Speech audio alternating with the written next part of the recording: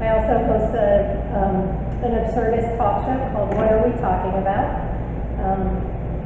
And I do a lot of different things besides that as well. I'm here at Pique Gallery. Robert McFate has a show called Sign Symbol, Highway 127, Highway 127. And he asked me to come in and talk about this piece right here called Dixie Pixels. And when he called me up and talked to me about this piece, that he wanted me to talk about this piece, a lot of things went through my mind because I grew up going to school with a lot of boys that were like the boys that were on this field trip that they had taken. So I was really familiar with where they were coming from and what their background was somewhat. Granted, I'm much older than they are, so times are a little bit different, but yeah, I recognize a lot of the same things that I saw way back when I was in school. And at first when I thought to talk about this, I wanted to talk about that smile and what it meant to me and what it means to probably a lot of women that I know. But then I thought, I'm not sure, that's kind of a touchy subject because the young man in the photo has successfully sued people for talking about him, so I don't really want to go down that road. But I do want to mention why these boys were where they were at the time. They were in Washington, D.C. to go to a Right to Life march.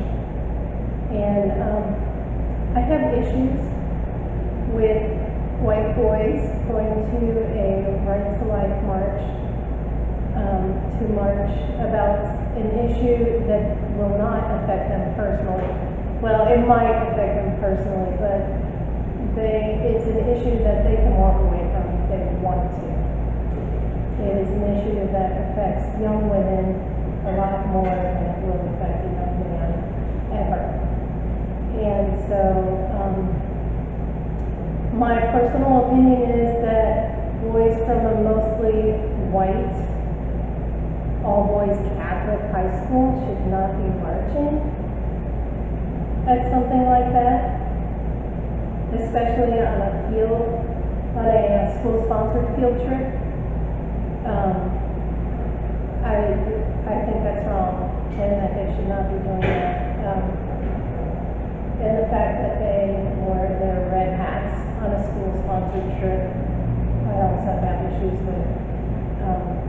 And then to see them come face to face with minorities and what happened there, I'm not going to go into that, but it's just a whole can of worms there that these boys walked into, and I feel like their school failed them. I feel like their chaperones definitely failed them. They should have not been in that area at all. And I'm surprised that nobody has said anything to the chaperones and held them responsible. I'm not sure if anybody that was there learned any lessons from that experience, or if they feel like they were doing the right thing. I personally don't think they were. But regardless, it is a beautiful piece of work, and I love that you know what it is without any real details going in there. When you look at it, you can tell that this was that photograph taken in that moment. Good job, Robert. Love it.